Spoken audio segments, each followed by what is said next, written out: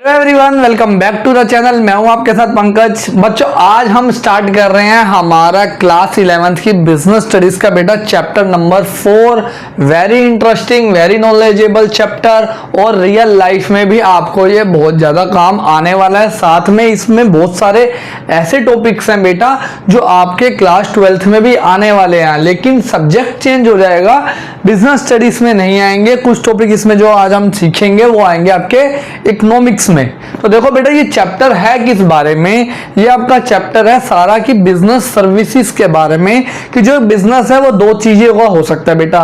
या तो आप ये मार्कर बेच रहे हो, इस मार्कर को आप सोल्ड कर रहे हो, मतलब कोई गुड्स बेच रहे हो, कोई कमोडिटी बेच रहे हो। लेकिन दूसरा बिजनेस होता है बेटा सर्विस प्रोवाइड कराने का। जैसे मैं अभी आपको पढ़ा रहा हूं तो मैं आपको कोई सामान नहीं बेच रहा, मैं आपको क्या कर रहा हूं, सर्विस प्रोवाइड करवा रहा हूं। तो बिजनेस की कितनी तरह की सर्विसेज होती है, कौन कौन सी सर्विसेज बिजनेस आपको प्रोवाइड करवाता है बेटा, वो इस चैप्टर में हम आज डिस्कस करने वाले हैं। तो पहले हम सीखते हैं कि सर्विसेज बोलते किसे हैं। बिजनेस सर्विस पे तो हम बाद में जाएंगे ना, पहले हमें यह पता होना चाहिए कि सर्विस बोलते किसे हैं। तो देखो, सर्विस की डेफिनेशन क्या है? Service is an intangible activity. दो तरह की एक्टिविटी होती है बेटा, एक टेंजिबल एक इनटेंजिबल। टेंजिबल मतलब जिसको हम फिजिकली टच कर सकते हैं, फील कर सकते हैं, लेकिन इनटेंजिबल मतलब जिसको हम फिजिकली फील नहीं कर सकते। That is exchange for a consideration. Consideration मतलब यहाँ बेटा वो चीज जो रिटर्न में हमें मिल रही है। मैं आपको सर्विस प्रोवाइड करा रहा हूं तो मुझे बदले में जो मिलेगा, आप यहाँ पे कैश ही मान के चलो, क्योंकि ज्यादातर हमें क्या मिलता है, कैश मिलता है। And provide satisfaction to the customer, और कस्टमर को जिस सर्विस को लेने से क्या मिल रही है, सेटिस्फैक्शन मिल रही है। अब नेचर क्या है सर्विस का? नेचर, फीचर, कैरेक्टरिस्टिक, ये सारी चीजें याद रखना बेटा। आप चाहे 11th की बीएसटी पढ़ रहे हो आगे, चाहे 12th की जब पढ़ोगे, जब भी आप कोई मीनिंग पढ़ रहे हो उस मीनिंग को अच्छे से पढ़ना है, बिकॉज मीनिंग में ही आपके सारे ये फीचर्स वगैरह, मेरिट्स वगैरह वहीं से आप मतलब लिख सकते हो। अगर आप भूल गए हो, आपको कैरेक्टरिस्टिक्स, फीचर या नेचर नहीं याद आ रहा, तो आप डेफिनेशन से यहाँ पे समझ सकते हो। तो देखो, पहला जो कैरेक्टरिस्टिक्स है वो यही है कि ये इंटेंजिबल होती है service. Service are intangible in nature, that is this can not be seen और टच। इसको आप टच नहीं कर सकते, सीन नहीं कर सकते, आप सिर्फ इसको क्या कर सकते हो, फील कर सकते हो। We can not find out the quality of service before taking it. अगर ये मार्कर है, चाहे मैं इसको यूज ना भी करूं, उसको मैं देख के ही बता सकता हूं थोड़ा बहुत कि इसकी क्वालिटी कैसे रहने वाली है। प्रोडक्ट्स, जब भी हम कोई प्रोडक्ट खरीदते हैं बेटा, हम सबसे पहले उसको उसके क्या कहते हैं, पिक्चर से ही जज कर लेते हैं, फर्स्ट अपीयरेंस से ही देखते ही जज कर लेते हैं 50%। लेकिन सर्विस में ऐसा नहीं होता।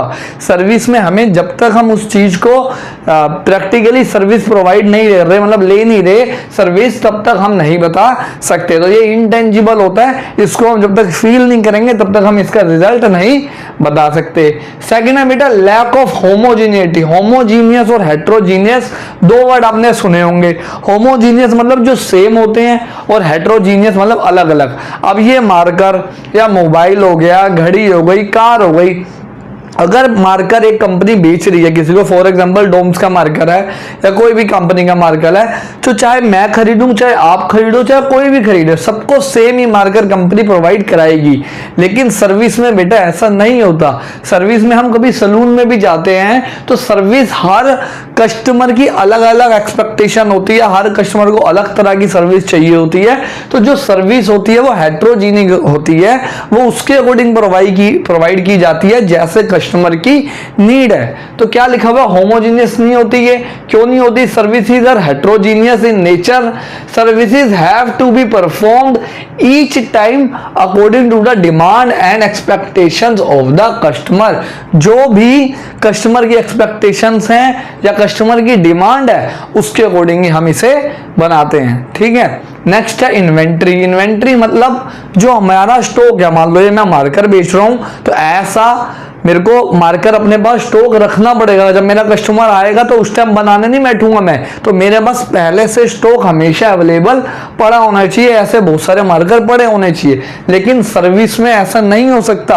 मैं आपको पढ़ा रहा हूं तो जब आप आओगे तभी तो पढ़ाऊंगा ना, ऐसा नहीं है ना कि मैं पहले से ही बढ़ा के रख दूं, ये तो पॉसिबल नहीं है। तो सर्विस में कोई इन्वेंट्री मैनेजमेंट की रिक्वायरमेंट नहीं होती बेटा। यहाँ पे क्या लिखा हुआ है देखो, services provided are consume at the same time. ये एंड है, जो सर्विसेज है, जो सर्विसेज प्रोवाइड करवाई जाती है वो कंज्यूम भी उसी टाइम ही की चली जाती है जिस टाइम पे वो प्रोड्यूस की जा रही है, ठीक है। So there is no need to maintain the inventory, इसलिए सर्विसेज में कोई भी इन्वेंट्री मेंटेन रखने की जरूरत नहीं है। Fourth point, very important point, non transferable, मतलब इसको हम ट्रांसफर नहीं कर सकते। कैसे? जैसे ये मार्कर है, पहले ये मार्कर किसके पास था? जो मैन्युफैक्चरर था, सबसे पहले जिसने इसे बनाया, उसने इसे किसे बेच दिया? होलसेलर को।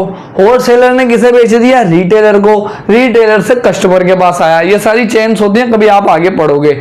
लेकिन सर्विसेज में ऐसा नहीं होता। सर्विसेज उसी बंदे के पास हमेशा रहती है जो उस चीज को प्रोवाइड करवा रहा है। अगर मैं आपको पढ़ा रहा हूं तो हमेशा मैं ही पढ़ाऊंगा। ऐसा नहीं होगा कि अगर मैंने किसी और को सिखा दिया वो आपको पढ़ाए, क्योंकि अगर वो आपको सिखा के मैं उसको सिखा दूंगा, वो आपको पढ़ाएगा, तो सर्विस अलग हो जाएगी। मेरे पढ़ाने का तरीका अलग होगा, उस पर्सन के पढ़ाने का तरीका अलग होगा। लेकिन ऐसा मार्कर के केस में नहीं है। जब ये मार्कर बना, जब ये गुड्स बने, तब भी ये ऐसे ही थे। जब कस्टमर के पास आए तब भी इसकी कंडीशन ऐसी ही थी। तो सर्विस को उसके सर्विस प्रोवाइडर से, जो सर्विस प्रोवाइड करवा रहा है, उससे अलग करना बहुत मुश्किल होता है। इसलिए हम कभी कभी सलून में जाते हैं तो हम कहते हैं नहीं, हमें उसी भैया से हेयर कट करवाना है जिससे पहले करवाया था। वो अगर ये बोल दे कि नहीं इससे करवा लो, दूसरे किसी पर्सन से करा लो, इसको भी मैंने ही सिखाया, तो हम रेडी नहीं होंगे। ऐसा बहुत जगह पे होता है। देखो, the services can not be separated from the provider of the service. जो सर्विस प्रोवाइड करवा रहा है, सर्विस उसी के साथ रहती है। नेक्स्ट है कस्टमर पार्टिसिपेशन। अब अगर सर्विस लेनी है तो वहां पे कस्टमर का प्रेजेंट होना बहुत जरूरी है। जब ये मार्कर बन रहा था मैं वहां प्रेजेंट नहीं था। जब ये बिका, होलसेलर पे आया, रिटेल पे आया, तब भी मैं प्रेजेंट नहीं था। मैं इसको घर लेके आ गया तब जाके ये मेरे को वहां पे प्रेजेंट रहना जरूरी हुआ। लेकिन सर्विस में ऐसा नहीं है। सर्विस जिस टाइम ही प्रोड्यूस की जा रही है, आपको प्रोवाइड की जा रही है, तभी ये कस्टमर का वहां पे रहना जरूरी है, क्योंकि सर्विसेज ऐसे आप नहीं कर सकते अलग। तो ये हो गए बेटा इसके फीचर्स, कैरेक्टरिस्टिक्स बोल लो, नेचर बोल लो, कोई भी। अब देखो, एक बुक में डिफरेंस दिया है कि क्या डिफरेंस है गुड्स में और सर्विस में, दोनों में क्या डिफरेंस है, और बहुत बार पेपर में ये आ भी जाता है। तो देखो, गुड्स जो है वो टेंजिबल होता है, जिसको मैं देखो टच कर सकता हूँ फिजिकली अपने हाथ में, लेकिन सर्विसेज इंटेंजिबल होती है। ये हमने अभी अभी पढ़ा। जो गुड्स होते हैं उसमें इन्वेंट्री की रिक्वायरमेंट होती है भला, और दूसरी जगह सर्विस में कोई भी इन्वेंट्री की रिक्वायरमेंट नहीं होती, क्योंकि अगर मेरे को मार्कर बेचना है तो मेरे को पहले से बना के रखने पड़ेंगे। गुड्स में देखो, it can be separated from provider. अब जिसने ये बनाया उसने तो मेरे को बेच दिया, ठीक है, मतलब आगे चेन ऑफ में बिकता गया ये, तो उससे वो अलग हो गया बनाने वाले से। लेकिन सर्विस कभी भी अलग नहीं हो सकती। जो आपको सर्विस प्रोवाइड करा रहा है वो हमेशा उसके साथ ही रहेगी। नेक्स्ट है, it can be standardise. Standardise मतलब एक स्टैंडर्ड सेट कर देना कि हम इससे नीचे का प्रोडक्ट नहीं बेचेंगे या इससे ऊपर का प्रोडक्ट नहीं बेचेंगे। एक तरह से क्वालिटी सेट कर लेना कि कंपनी ये जो मार्कर बेच रही है ये कितने दिन तक चलेगा, इसकी इंक की क्वालिटी क्या होगी, क्या प्राइस होगा, ऐसे। लेकिन सर्विस में ऐसा स्टैंडर्ड सेट करना मुश्किल है, क्योंकि हर कस्टमर को अलग तरह की सर्विस चाहिए होती है, तो प्राइस भी उसी की तरह के होता है। Next homogeneous. मैंने आपको बताया था कि गुड्स होमोजीनियस होते हैं, सेम होते हैं। जिसको मेरे को भी ये मार्कर ऐसा मिल रहा है, आपको भी ऐसा मिलेगा। लेकिन सर्विसेज हेट्रोजीनियस होती है, हर कस्टमर की अलग नीड के अकॉर्डिंग सर्विस हमें देनी पड़ती है। गुड्स की ओनरशिप ट्रांसफर की जा सकती है। आज मेरे पास कोई कार है, मैंने किसी और को बेच दी और ओनरशिप उस पर्सन को मिल गई। लेकिन सर्विसेज में ऐसा नहीं होता। मैंने आपको पढ़ाया तो आप मेरे सर्विस के ओनर नहीं बन गए, वो ओनरशिप किसके पास रहेगी बेटा, मेरे पास ही यहाँ पे रह के चलेगी। ये डिफरेंस आ जाता है बेटा आपका 4 मार्क्स में, और बहुत इजी है, आराम से आप इसके पॉइंट्स लिख सकते हो। अब हम स्टार्ट करेंगे इस चैप्टर में आगे कि कितने टाइप की बिजनेस सर्विसेज होती है। मेन इस चैप्टर में जो है एक बैंकिंग सर्विसेज, इंश्योरेंस सर्विसेज और पोस्टल सर्विसेज। तो आज हम अभी इसमें कंसीडर करेंगे, मतलब जो क्लियर करके चलेंगे, कवर करके चलेंगे, वो चलेंगे आपका बेटा बैंकिंग सर्विसेज। देखो बेटा, अब हम समझ रहे हैं कि क्या होती है बिजनेस सर्विसेज। सर्विसेज हमने देख लिया क्या है, लेकिन अब हमें यह समझना है कि बिजनेस सर्विसेज क्या होती है, क्योंकि हम क्या पढ़ रहे हैं, बिजनेस से रिलेटेड चीजें। तो अब हम सीखने वाले हैं कि बिजनेस सर्विसेज क्या होगी। तो देखो बेटा, डेफिनेशन क्या है। Business services are those services which are used by business enterprise, मतलब जो बिजनेस एंटरप्राइज यूज करते हैं to carry on business activities more smoothly, ताकि जो उनका बिजनेस है वो और स्मूथली चल सके। और मोस्टली जो ये बिजनेस सर्विसेज है, ये आपने फर्स्ट चैप्टर में थोड़ी बहुत रीड पहले से ही कर लिया है। जैसे क्या एग्जांपल है बिजनेस सर्विसेज के, जो एग्जांपल है वो है एक banking, insurance, transportation, warehousing and communication. ये सारी सर्विसेज हैं जो एक बिजनेसमैन को, एक बिजनेस एंटरप्राइज को हेल्प करती है ताकि जो उसका बिजनेस है बेटा वो कैसे चले, स्मूथली चले। तो अभी हम पहले वाला डिस्कस करने वाले हैं विच इज बैंकिंग सर्विसेज, कि कैसे एक बैंकिंग जो होती है वो कैसे एक बिजनेस को हेल्प करती है। तो आते हैं बेटा हमारे पहले टॉपिक में, और यहां से आपका क्वेश्चन मोस्टली पेपर में एक आता ही आता है, 3 to 4 मार्क्स में मिलता ही है बेटा। तो पहला है बैंकिंग। देखो क्या लिखा हुआ है, banking means accepting deposit from the public. और एक बात और आपको मैं याद दिला दूं कि ये जो टॉपिक अभी हम बैंकिंग वाला कर रहे हैं, ये same to same almost half of the आगे 12th का एक चैप्टर है, वो हाफ ऑफ द जो टॉपिक है वो यही टॉपिक आपका रहने वाला है। लेकिन सब्जेक्ट आपका वो मैंने आपको जैसे पहले बोला था कि वो बीएसटी की जगह इको में आएगा, क्योंकि इको में एक पूरा चैप्टर है बैंकिंग के ऊपर, मनी एंड बैंकिंग। तो इसको हमने यहाँ पे बिल्कुल डिटेल में अच्छे से करना है। देखो, banking means accepting the deposit from public for the purpose of lending or investment, repayable on demand or otherwise, and withdrawal by cheque, draft और अदरवाइज। ध्यान से समझना इसको। देखो, बैंकिंग किसे कहते हैं, जब हम डिपॉजिट ले रहे हैं किससे, पब्लिक से। हम लोग बैंक में जाके पैसा डिपॉजिट करते हैं ना, तो वो डिपॉजिट होता है। बैंक क्या करेंगे उसका, या तो लैंडिंग करेंगे। लैंडिंग मतलब किसी को लोन पे दे देंगे बेटा पैसा, या फिर कहीं ना कहीं उस पैसे से इन्वेस्टमेंट करेंगे। Repayable on demand, repayable on demand मतलब मैं अपना पैसा आज बैंक में जमा करवा के आया सुबह मान लो 12 बजे। अब हो सकता है ना मैं 2 बजे ही निकलवाने चला जाऊं, 3 बजे ही निकलवाने चला जाऊं, तो जब मेरी मर्जी है। डिमांड मतलब जब मैं चाहूंगा तब मैं वो पैसा निकाल सकता हूं। और अदरवाइज मतलब बहुत सारे मेथड भी होते हैं, बहुत सारे तरीके होते हैं कि जब मैं पैसा कब निकलवा सकता हूं, उसके ऊपर कुछ लिमिट होती है। अभी वो हम सब डिटेल में आगे पढ़ेंगे बेटा। एंड विड्रॉल बाय चेक, या तो मैं चेक से पैसा निकालूंगा, ड्राफ्ट से निकालूंगा, या फिर अदरवाइज मतलब कैश में जाके वहां पे स्लिप जो भरते हैं हम बैंक में उसे फिलअप करूंगा और पैसा अपना निकाल लूंगा बेटा। नेक्स्ट जो टॉपिक हमारा इसमें अकाउंट्स बीएसटी में है बेटा, वो है टाइप्स ऑफ अकाउंट। कि अगर आपको बैंकिंग सीखनी है तो सबसे पहले आपको पता होना चाहिए कि कितने टाइप के अकाउंट होते हैं, और यहीं से आपका क्वेश्चन बन के आता है। तो देखो, सबसे पहला और बेसिक है बेटा हमारा सेविंग डिपॉजिट अकाउंट। हम सब लोग मतलब जो हमारे लोग नॉर्मल हाउस होल्ड लोग हैं बेटा, ये सब लोग एक अकाउंट खुलवाते हैं। और क्यों अकाउंट खुलवाते हैं, ताकि हम अपनी सेविंग्स वहां पे जमा कर सकें, हमारा पैसा वहां पे सेव रहे। तो उसी को बोलते हैं बेटा सेविंग डिपॉजिट अकाउंट।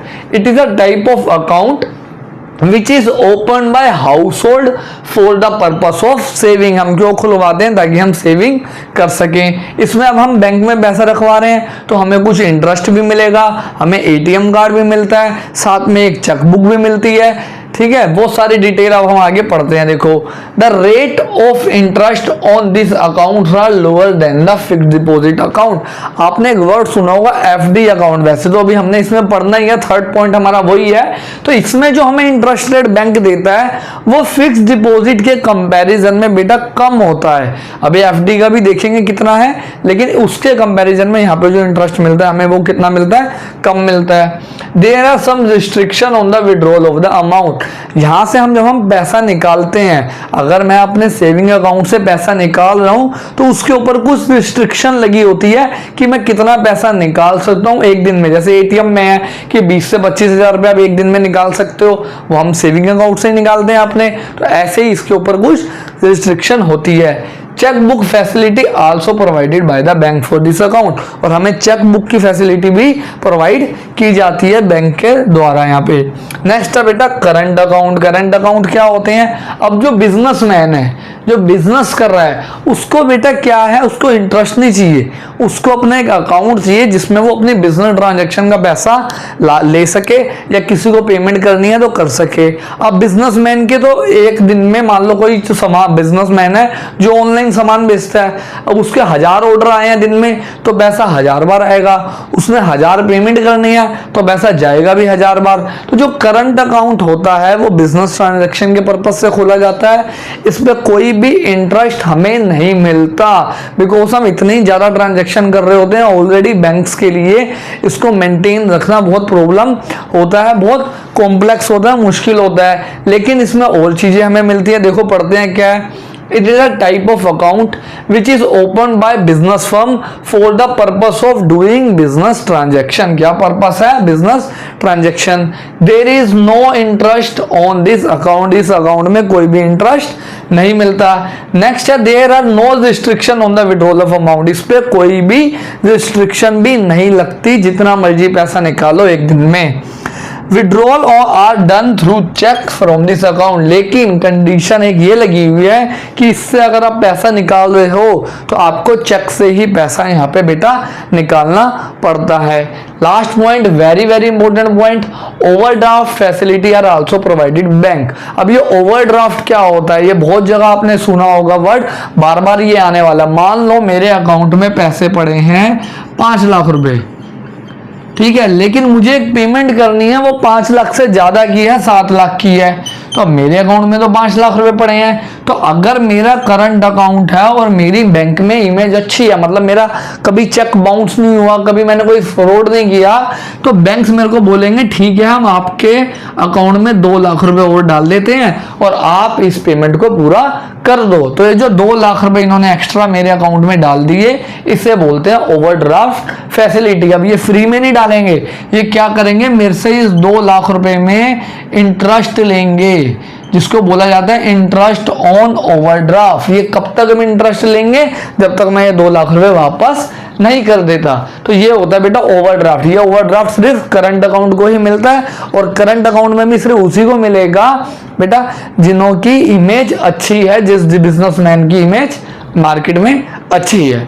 ये हो गए बेटा 2 टाइप के अकाउंट। अब आगे क्या पढ़ते हैं, जैसे एफडी, रैकरिंग, मल्टी, 3 हो रहा है हमारे, फटाफट करते हैं इसे फिनिश। अब देखो बेटा, अब हमारे लास्ट के आज टॉपिक जो हम कवर कर रहे हैं इस वीडियो में, वैसे तो देखो तो बुक में आपकी जो भी आपके पास बुक होगी उसमें बैंकिंग से रिलेटेड और भी टॉपिक है कि और कौन सी फैसिलिटीज हमें बैंक प्रोवाइड करवाते हैं, देन ई बैंकिंग भी है। तो वो टॉपिक्स हम कवर करेंगे बेटा नेक्स्ट वीडियो में, बिकॉज यहाँ तक कि आपका जो वीडियो है वरना वो बहुत लंबी बन जाएगी। तो आज हम सिर्फ ये टाइप्स ऑफ अकाउंट ही अपना लास्ट टॉपिक करके चल रहे हैं। अब आ गया बेटा हमारा सी, नेक्स्ट जो हमारा अकाउंट है which is fixed deposit account, जिसे एफडी अकाउंट भी बोलते हैं। ये आपने कई बार मूवीज वगैरह में वर्ड सुना होगा कि मेरे को एफडी तोड़वानी पड़ेगी, तो वो होता है ये एफडी। इसमें क्या होता है कि मैं बैंक के पास गया, मैंने बैंक को बोला कि मेरे को एक बड़ा अमाउंट, लमसम बड़ा अमाउंट बैंक में जमा कराना, और 2 साल के लिए या 5 साल के लिए, 10 साल के लिए जमा कराना है, मिनिमम 6 मंथ होने चाहिए, तो उसे कहते हैं एफडी। अब क्या होगा, बैंक मेरे से 5 लाख रुपए ले लेगा, ठीक है, और मेरे को 10 साल के लिए कह देगा भूल जाओ पैसा। 10 साल बाद, जब 10 साल बाद मैं जाऊंगा कि भैया आपने मेरे को ये रिसिप्ट दी थी कागज पे, वो मेरे को लिख के देगा कि मैंने आपके यहाँ पैसा जमा कराया है, तो 10 साल बाद मेरे को बेटा वो एफडी का अमाउंट वापस दे देगा विद इंटरेस्ट। और इस पे जो इंटरेस्ट मिलता है वो सबसे हाईएस्ट रेट ऑफ इंटरेस्ट होता है in comparison of all accounts. देखो क्या लिखा हुआ है, it is a type of account in which a sum deposited will repayable after the expiry of fixed period। पहले से ही पीरियड फिक्स्ड होता है कि कितने साल बाद आपको पैसा मिलेगा, लेकिन मान लो कोई इमरजेंसी आ गई और आपको इमरजेंसी में पैसा चाहिए, तो आप टाइम से पहले भी पैसा ले सकते हो। फिर उस केस में क्या होगा, मान लो अभी आपको 7% पर एनम इंटरेस्ट मिल रहा था, तो 20 साल का इंटरेस्ट मिलना था, लेकिन अब 10 साल बाद ही कह रहे हो मेरे को पैसा चाहिए, तो वो रेट ऑफ इंटरेस्ट 7 की जगह हो सकता है 6% हो जाए, या फिर हो सकता है 5% हो जाए। आगे देखो क्या लिखा है, the rate of interest is in FD is the highest. अभी मैंने आपको बताया कि इसमें जो इंटरेस्ट मिलता है वो सबसे हाईएस्ट मिलता है। The rate of interest is very on the period of FD. अब देखो एफडी मान लो एक पर्सन 5 साल के लिए करवा रहा है, एक 10 साल के लिए करवा रहा है, एक 20 साल के लिए करवा रहा है, तो ऐसा नहीं होगा सबको रेट सेम मिलेगा इंटरेस्ट का, सबका रेट जो है वो अलग अलग होगा। जितना ज्यादा टाइम के लिए आप एफडी करा रहे हो आपका इंटरेस्ट रेट भी उतना ज्यादा होगा, क्योंकि बैंक को ज्यादा टाइम मिल रहा है आपको रिपेमेंट करने के लिए। आगे क्या लिखा हुआ है, bank issue a receipt, bank आपको एक रिसिप्ट इशू करेगा to the depositor acknowledging the receipt called FD receipt, जिसमें लिखा होगा एज अ प्रूफ होगा आपके पास कि हाँ आपने बैंक के पास इतना पैसा जमा करवाया है और इतने टाइम के लिए जमा करवाया है। नेक्स्ट आ गया बेटा रेकरिंग डिपॉजिट अकाउंट। अब ये जो दो अकाउंट है ना, ये मोस्टली लोगों को पता ही नहीं होते, जो आम लोग होते हैं, कि ये कौन से अकाउंट है, और ये बहुत अच्छा अकाउंट है। अब आपको भी फ्यूचर में कभी पैसा सेव करना हो तो ये बहुत इंपॉर्टेंट होता है। देखो इसमें क्या होता है, it is a type of account in which a depositor can deposit a fixed amount every month for a fixed period and the deposit amount together with the interest is repaid on a maturity। अब मान लो एक person है जो, या मान लो कोई student ही पास किया, college student है, अब उसकी अर्निंग इतनी ज़्यादा नहीं है, बट वो सेविंग करना चाहता है और उसको एक हैबिट बनानी है सेविंग करने की, और वो चाहता है मान लो मैं सिर्फ 1000 रुपये, सिर्फ 1000 रुपीज ही पर मंथ सेव करूं या 2000 रुपीज ही सेव करूं, तो वो बैंक के पास जाएगा, बोलेगा मेरे को रेकरिंग डिपॉजिट अकाउंट खोलना है। तो बैंक उनको बोलेगा ठीक है कितना रुपए का खोलना है, वो बोलेगा 2000 रुपये पर मंथ। तो बैंक बोलेगा कितने साल के लिए, तो 2 साल के लिए मान के चलते हैं। तो क्या होगा, मान लेते हैं 10 तारीख को उसने डेट डाल दी, तो उसको हर 2 साल तक हर महीने 2000 रुपये बैंक को देने पड़ेंगे। जैसे लोग किटी डालते हैं ना, कमेटी डालते हैं, उसमें भी एक अमाउंट आपको देना पड़ता है, तो इसमें भी फिक्स होगा कि आपको हर महीने 2000 रुपये 2 साल तक पे करने हैं। जब 2 साल पूरे हो जाएंगे तो आपका पैसा वापस हो जाएगा, रिपेमेंट हो जाएगा विद इंटरेस्ट, और जितना इंटरेस्ट मिलेगा उसके साथ आपको पेमेंट वापस कर दी जाएगी। अब इसमें जो इंटरेस्ट मिलता है वो सेविंग अकाउंट से ज्यादा होता है, बट एफडी से कम होता है। The rate of the RD account is higher than that of saving account। मतलब सेविंग अकाउंट से तो ज्यादा इंटरेस्ट मिलेगा और आपका एफडी से कम होगा। बस आपकी एक क्या हो गया, फिक्स आपकी सेविंग होना स्टार्ट हो गई यहाँ पे। अब लास्ट बेटा मल्टीपल ऑप्शन डिपॉजिट अकाउंट। ये भी क्या होता है, ध्यान से समझना, ये एक तरह का कॉम्बिनेशन होता है जिसमें आपको सेविंग अकाउंट और FD account, fix deposit account, दोनों का कॉम्बिनेशन मिलता है। अब इसमें क्या होगा, मान लो मेरे अकाउंट में 10 लाख रुपए पड़े हैं, अब मैं चाहता हूँ 10 लाख रुपए तो फालतू पड़े रहते हैं, मेरा तो मैक्सिमम खर्चा होता है 3 से 4 लाख रुपए का। तो मैं अपने बैंक को बोलूंगा कि भाई साहब मेरे अकाउंट में मैक्सिमम 4 लाख रुपए पड़े होने चाहिए, इसके एक्सिस में जितना भी अमाउंट होगा उसकी आप एफडी कर देना, ठीक है। अब मान लो फ्यूचर में मैंने कोई ऐसा चेक काट दिया जिसका अमाउंट 5 लाख है, ठीक है, अब वो चेक तो बाउंस हो जाएगा, तो कि मेरे अकाउंट में तो 4 लाख रुपए पड़े हैं। तो बैंक क्या करेगा, जब वो चेक आएगा तो मेरे को या तो इन्फॉर्म करेगा या ऑटोमेटिकली एफडी में से 1 लाख रुपया डाल देगा ताकि वो मेरा चेक बाउंस ना हो। और जब मैं दोबारा पैसे डिपॉजिट कराऊंगा अपने बैंक में से तो ऑटोमेटिकली उसमें से 1 लाख रुपए निकाल के एफडी में डाल देगा।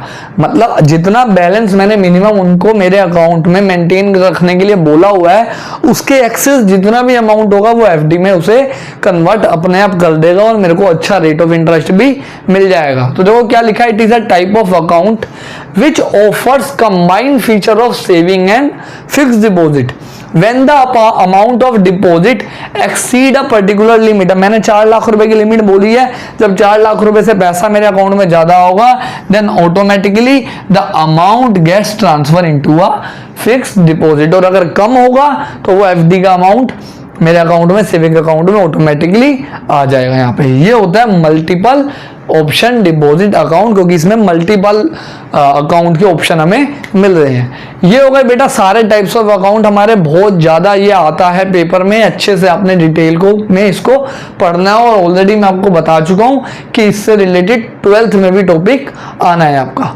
तो मिलते हैं बच्चों नेक्स्ट वीडियो में। वीडियो को लाइक करो, कमेंट जरूर किया करो। तो मिलते हैं बच्चों नेक्स्ट वीडियो में। Thank you.